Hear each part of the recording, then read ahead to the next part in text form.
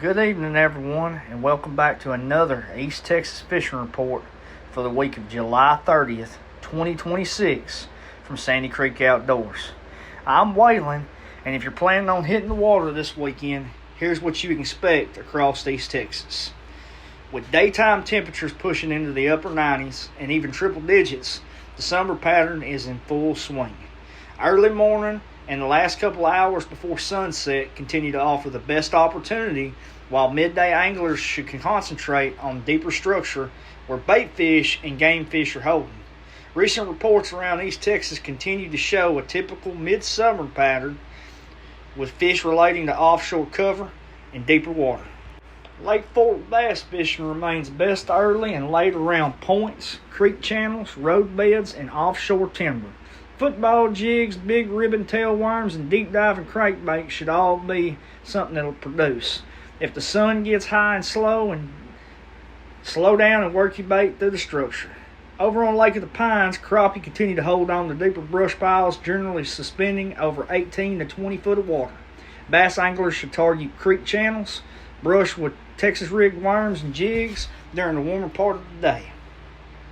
Over on Lake Bob Sandlin, look for bass around offshore humps and standing timber early in the day before moving deeper as the sun climbs. Texas rigged plastics and football jigs remain dependable summer choices. Over on Lake Cypress Springs, clear water means long cast and natural presentations. Early topwater actions worth trying around the points before switching to a finesse worm, a drop shot, or a deeper structure worm once the sun gets up. On Lake Gilmer, target standing timber and creek channels with worms and jigs.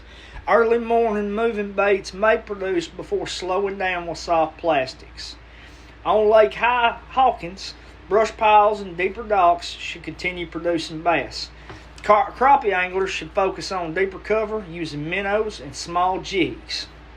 On Lake Gladewater, with the summer heat setting in, expect the fish to remain around the deeper cover during most of the day.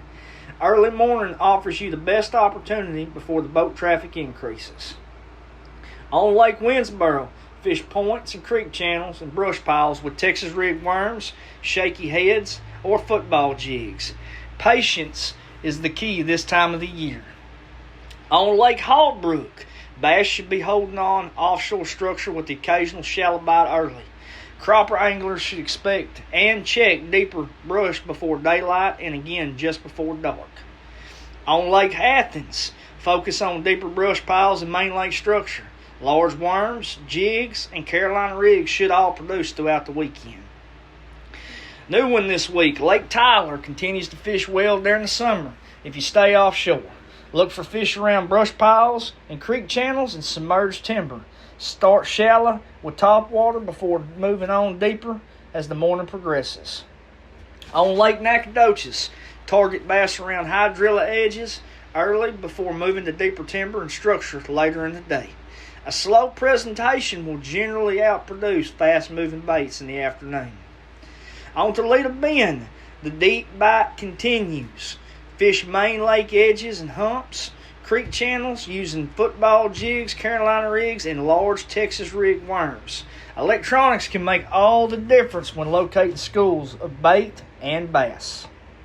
Tip of the week. As the water temperatures continue climbing, don't overlook the thermocline. Most bait fish and the bass following them will often suspend just above it instead of hugging the bottom.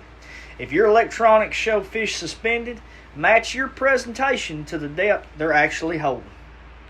Bait of the week. Instead of repeating last week's selection, we're switching things up with a 6-inch green pumpkin stick worm.